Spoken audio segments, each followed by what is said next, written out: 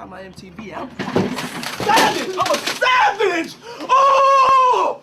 I'm a savage! Whatever I want, I'm going to get! Whatever I want, I have to get! Are we live? We live. Yeah.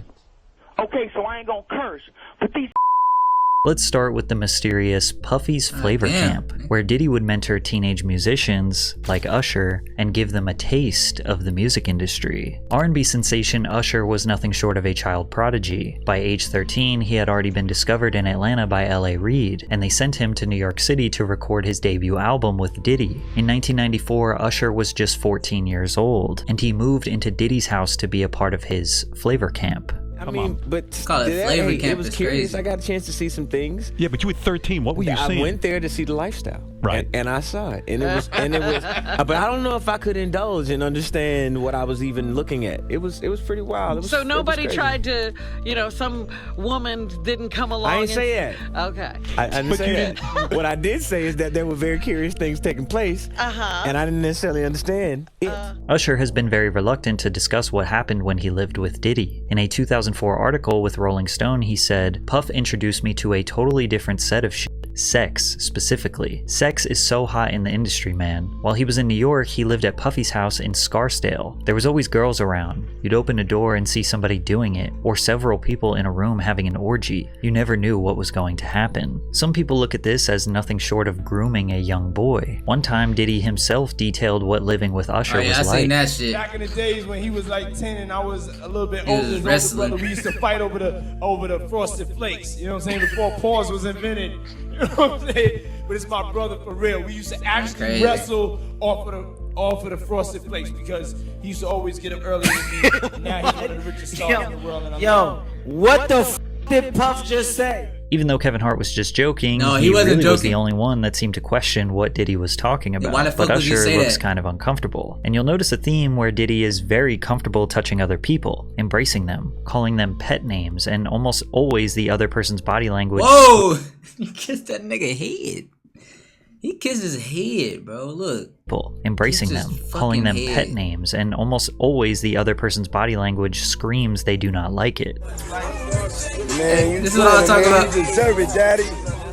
You putting in that work. But Usher is not the only artist in the industry who may have been a That is victim of crazy, Puffy's yeah. Flavor Camp. Justin Justin Bieber was Bieber. also mentored by Diddy early on in his career. Bieber, just after his 15th birthday, spent 48 hours with Diddy. Diddy gifted him a Lamborghini Bro, Gallardo and let the I world... just saw a fucking clip with Jaden Smith getting behind Justin Bieber. I think it was at the Dreamville Festival, whatever it was, bro. Whatever place it was at. Nigga, Justin Bieber was standing there talking, and Jaden Smith came behind him and started rocking and like grinding on him, bro. And then gave him a kiss. Or no, Justin gave him a kiss on the cheek, like, or whatever. One of them, I forget. But that shit's crazy, bro. Like, nigga, the music industry, bro, is nigga the industry. Period. Whatever you're in, movies, nigga, music, anything, bro. It's corrupted, nigga. It's a lot of weird shit going on. the world know why him and the teenager were hanging out. Where we hanging out and what we doing, we can't really disclose, but it's definitely a 15-year-old's dream. I don't have legal guardianship of him, but for the next 48 hours, he's with me. So yeah, and we gonna Justin sound nervous as hell. Buck full crazy. Combs seems to be acting strange, but Justin seems alright. At the time, he was still a young star, glamorized by the industry. 1 year later, his demeanor towards Diddy was much different. What's up, man? You good? I'm good. How are you? Alright, young brother, everything's good? Everything's Selling great. out arenas and everything? Starting to act different, huh? No, you ain't been calling me and hanging out the way we used to hang out. Well, I mean, you haven't. That's weird, tried to bro. get What in the contact fuck? with me, through all my, partners and whatnot. Mm-hmm. But you never really got my number, so.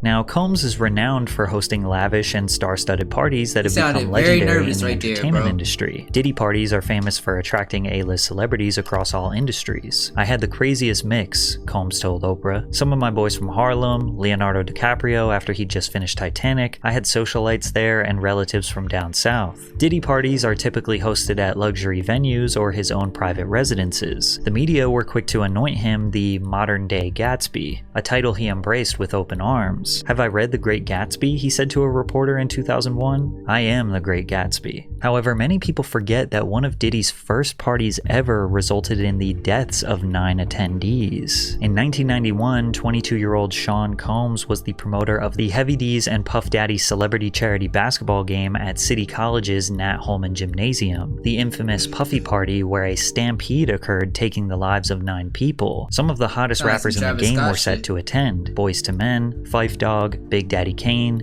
Jodeci, even LL Cool J and Mike Tyson showed up. The crazy part is that fans could see all of their favorite stars for just $12. The first problem occurred with the tickets. Keep in mind, this is in 91, so people had to go to physical locations like the Apollo Theater box office to buy tickets. Tickets were also sold at local shops like Boss Emporium, and even free tickets were given out on the radio by Funkmaster Flex. The facility could only hold 2,730 people, but they had no idea how many tickets they sold, as no proper system was set in place to keep track. Despite this, Gene Deal recalls Puffy requesting to cut security presence in half.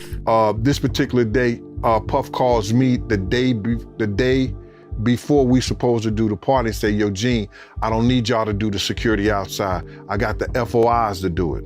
So I said, "Man, I just told 18 guys." He said, "I just need 8, I just need 8. To clarify, the FOIs are Fruit of Islam members. One witness to the event said, "You cannot have an event like this in Harlem without those Muslims," said Oscar Davis, 32, of the Bronx. "Forget the police, they can't do nothing. The people in Harlem respect the Muslims." It was blatantly obvious that more people were outside than could actually fit in the gym. Despite the overcrowding, tickets were still being sold at the door, said Mario Salvaggi, a city police patrol chief. Fans entered through 2 side exits and funneled down the stairs, through the doors into the gymnasium. But once LL Cool J and Mike Tyson showed up, all hell broke loose. Mobs of people started swarming from outside to rush inside, pushing people forward towards the glass doors. The glass doors eventually were shut and needed to be pulled towards the crowd to be opened. Guards tried to instruct people to fall back, but they wouldn't listen. The pressure became so great that the glass doors shattered and people fell through them. Outsiders began stampeding and stomping over bodies to get inside the facility, but the problem just got worse as they needed to go down the stairs into the gym. The doors at the bottom of the stairs also needed to be pulled open towards the crowd, not pushed into the gym. So hundreds of people were squeezed up against these doors in this tiny stairwell with no way to escape. Also notice that these doors don't have any windows. So inside of the gym, people were having a great time. From the outside, you can hear them partying, playing music, and rappers shouting over the microphone. They didn't even know that just on the other side of those doors were people fighting for their lives. Eventually, they got the doors open. As much as 6 people were stacked on top of each other and began spilling onto the gym floor, finally relieving the pressure. People began trying to perform CPR on the ground. Someone announced over the microphone that 3 people died right there. This caused chaos, and the people inside the gym began trying to leave, stampeding back through the exact same stairwell where people were trapped in the first place. Police identified 5 men and 3 women dead at the scene, and 29 people were injured. A 9th victim died in the hospital days later. All of them died from asphyxiation. 8 families of the deceased settled wrongful death lawsuits against Mr. Combs in early 1998. Mr. Combs ended up paying around $600,000 of a total $3 million or so. Now, clearly, this wasn't all Diddy's fault. Legally, the courts claim the city 50% responsible and the promoters 50% responsible. Regardless, death and dark energy seemed to lure around Diddy since his earliest days. From there, he kinda stopped throwing parties for the public and started to keep them private. However, over the years, disturbing rumors have spread regarding what happens during Diddy's parties, ranging from group sex rituals to casting couches where newcomers would secure their future in various industries. The biggest rumor is that aspiring male talent would need to pleasure other powerful men to advance their careers, and apparently it's an open secret in the music industry, which is why Shannon Sharpe erupted in laughter when Cat Williams said,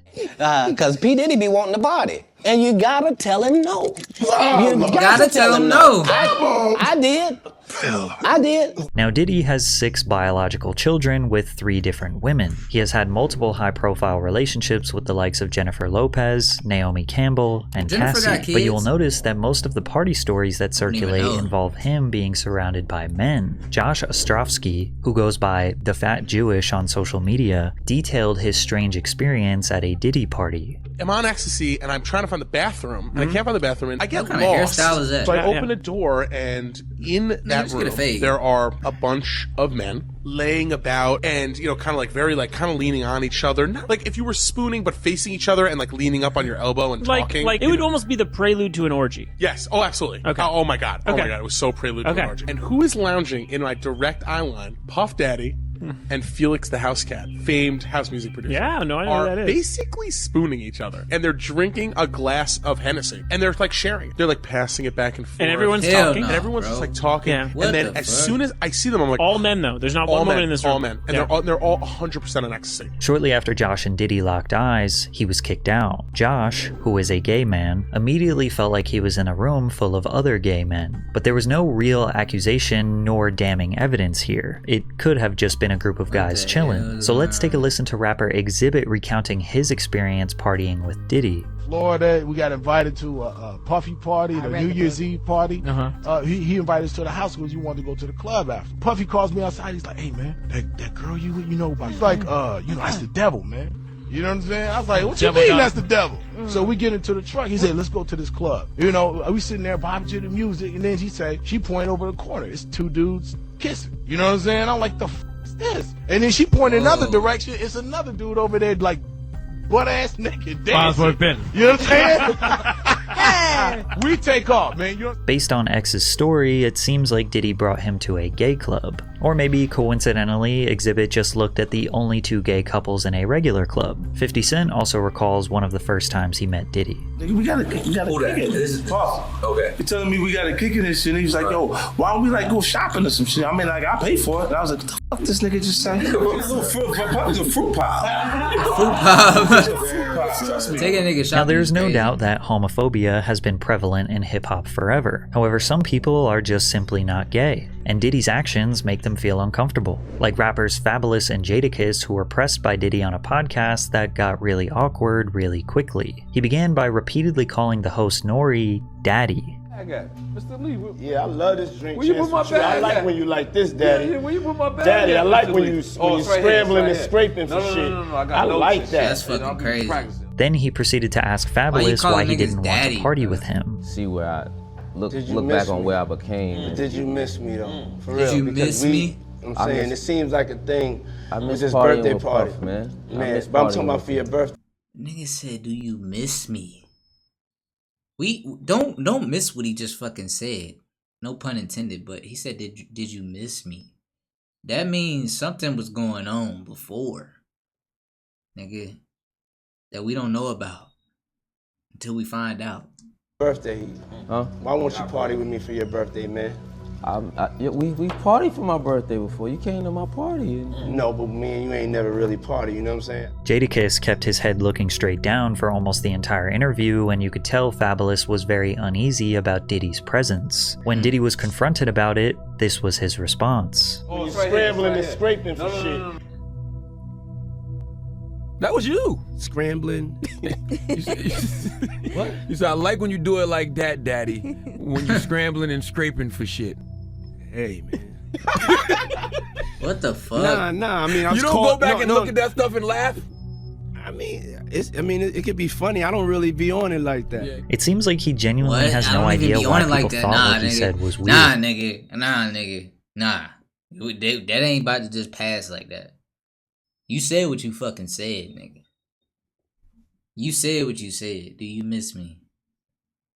Then you call bro daddy. This shit crazy. Weird. He says things, he doesn't even know what he's saying is like fruity. Yeah, bro, like that's he says what I'm something saying. fabulous and he goes,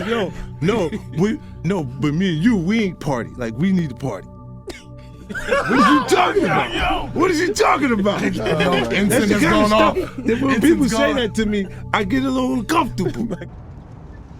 My nigga.